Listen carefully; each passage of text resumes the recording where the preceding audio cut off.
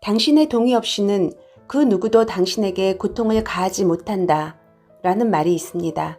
24년의 며느리 역할로 가장 힘들었던 첫 번째 원인은 사실 저 자신에게서 비롯되었습니다. 제게 가장 소중한 남편의 부모니까 좋은 며느리가 되면 남편이 좋아할 것 같았고 시부모님 사랑도 받을 거라는 착각이었습니다.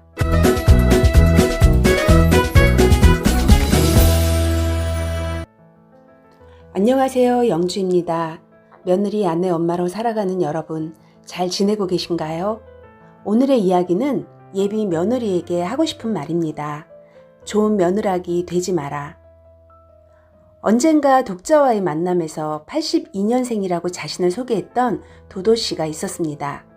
도도씨는 2살 위 오빠와 함께 성장하면서 부모로부터 조금의 차별도 경험한 적이 없었다고 합니다. 공부도 잘했고 대학에 들어가서도 뛰어난 리더십과 역량을 보였습니다. 자신의 능력을 인정받을 수 있는 직장에 어렵지 않게 들어갔고 회사에서도 차별 없이 능력 발휘하며 일해왔다고 합니다. 결혼 전까지 자신이 여자이기 때문에 차별을 경험하거나 자신의 목소리를 눌러야 했던 적은 단 한 번도 없었다는 것입니다. 사랑하는 남자를 만나 결혼한 지 6개월 남짓 되었고 남편과도 서로 존중하며 평등한 관계로 잘 지내고 있다고 합니다. 그런데 어느 날 시어머니에게 자신의 목소리를 내기 어려워하는 자신을 발견한 것입니다.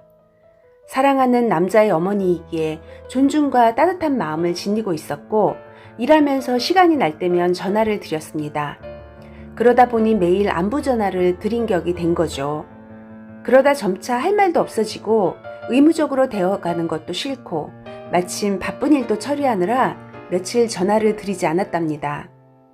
그런데 4, 5일이 지났을 무렵 시어머니로부터 전화가 왔습니다. 첫 마디는 너 변했다 였습니다. 그런데 자신이 궁색한 변명만 할 뿐 아무 말도 하지 못했다는 것입니다. 전화를 끊고 나서 스스로도 이해가 안 되었습니다.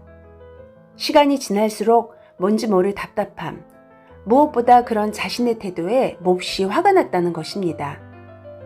문제는 앞으로 시어머니와의 관계에서 어떤 태도로 대해야 할지 모르겠다는 것입니다. 도도씨는 격양된 목소리로 질문하였습니다. 왜 제가 목소리를 내지 못할까요? 아이러니하게도 불행의 시작은 좋은 마음에서 시작한다는 것입니다. 사랑하는 남편의 부모니까 잘해야지 라며 좋은 며느리가 되고 싶다는 마음에서 말입니다. 이런 마음의 출발이 위험해질 수 있다는 건 저도 몰랐습니다. 제가 며느리로 살면서 힘들었던 이유를 집성촌을 이루고 살아가는 전통적이며 가부장적인 시월드에 두었습니다. 층층 시야에서 며느리에 대한 기대와 며느리는 어떠해야 한다는 역할 규정, 그리고 중간 역할을 하지 못하는 이기적인 남편 때문이라고 생각했습니다. 며느리 사표를 내고 나서 알게 된 것은 며느리로서 힘들었던 원인이 저 자신에게서 비롯되었다는 것이었습니다. 결혼해서 처음 관계를 맺기 시작하는 시부모님은 제게는 가장 소중한 남편의 부모입니다. 내가 좋은 며느리가 되면 남편이 기뻐할 것 같았고 시부모님 사랑도 받을 거라는 착각이었습니다. 이런 착각은 초등학교 때 이미 경험한 적이 있었습니다. 엄마의 사랑을 듬뿍 받고 싶었던 저는 무엇을 하면 엄마가 좋아할까 고민한 적이 있었습니다. 그때 한 번도 해보지 않은 일을 생각해냈습니다. 엄마가 외출하셨을 때 밥과 김치찌개를 해놓았습니다. 초등학교 5학년 때였습니다. 외출했다 돌아오신 엄마는 깜짝 놀라며 좋아하셨습니다. 어깨너머로 보고 처음 한 건데 망치지도 않았으니까요.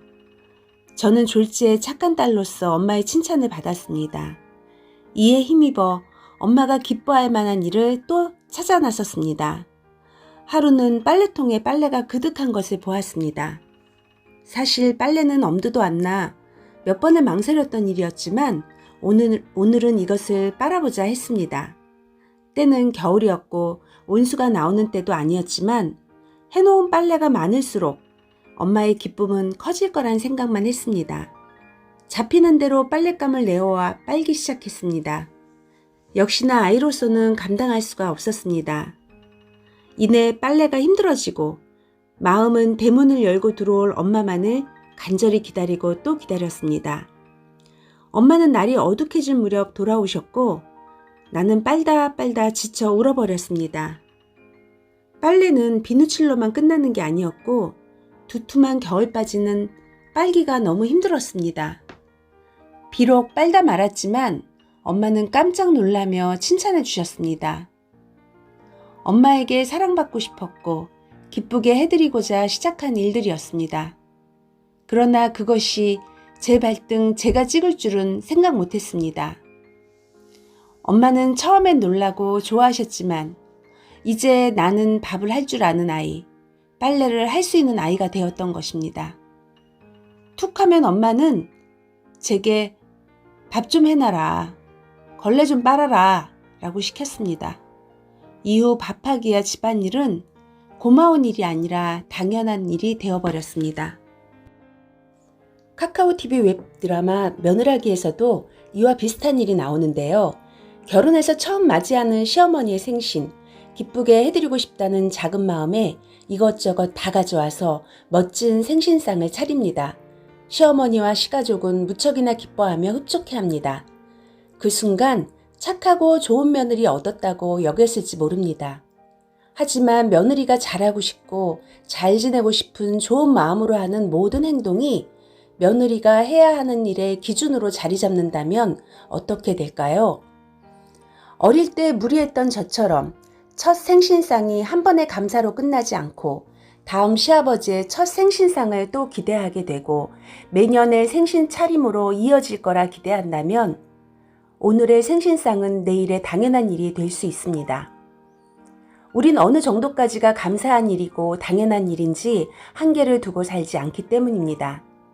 그러니 첫 기준점을 너무 무리하게 세팅하면 며느리 자신만 힘들어진다는 것입니다. 만약 다음번 시아버지 생신은 그만큼 차리지 않거나 처음 보여주었던 행동들을 하지 않는다면 어느 날 이런 말을 들을 수 있습니다. 너 변했다 라고요. 그들이 나빠서가 아니라 사람의 마음이란 게 그런 게 아닐까요? 그러므로 저는 며느리로 살아왔던 경험자로서 시어머니가 되기 전에 예비 며느리에게 말해주고 싶었습니다. 좋은 며느라기 되지 말라고요. 결국 좋은 며느리가 시부모 입장에서도 그리 좋은 일은 아닐 것입니다. 어쩌면 나도 며느리로 그렇게 살았으니 암묵적으로 너도 그렇게 살라는 태도는 폭력의 대물림 같은 일입니다. 어른으로서의 태도도 아닐 것입니다. 며느리 입장에서 어떻게 그런 시어머니를 존중할 수 있고 평화로운 관계를 기대할 수 있을까요? 겉과 속이 다른 며느리가 되게 할 뿐입니다. 전통적이고 가부장적인 고부관계를 끊어내고 새로운 관계로 만들어가는 일은 저희 세대가 해야 하는 일일 것입니다. 며느리가 역할보다 자신에게 먼저 잘하고 잘 사는 것이 우선입니다. 자신에게 잘할 때 다른 사람에게도 애쓰지 않고 잘 지낼 수 있습니다. 드라마 며느라기에서 큰 며느리는 며느리로서의 할 일과 안 할 일을 처음부터 경계를 둡니다. 며느리 역할이 가부장의 가치에 따라가는 것이 아니라 균형 있는 시선으로 판단하고 행동합니다. 이는 싹수 없는 며느리처럼 보일 수도 있을 겁니다. 시부모로서 황당하고 실망할 수 있을 겁니다. 하지만 그런 태도가 시부모를 존중 안 하는 것도 미워하는 것도 아니라는 것을 시간이 지남에 따라 알게 될 것입니다. 또한 애초부터 며느리에 대해 기대할 것도 별로 없게 될 것입니다. 코로나로 인한 거리두기는 서로에 대한 기본적인 거리가 되었습니다. 고부간의 거리도 이만큼이라 생각합니다. 서로 기대하지도 말고 기대하도록 하지도 않는 거리, 시어머니와 며느리의 평화로운 거리가 될 것입니다. 오늘은 예비 며느리에 대한 저의 생각을 정리해 보았습니다.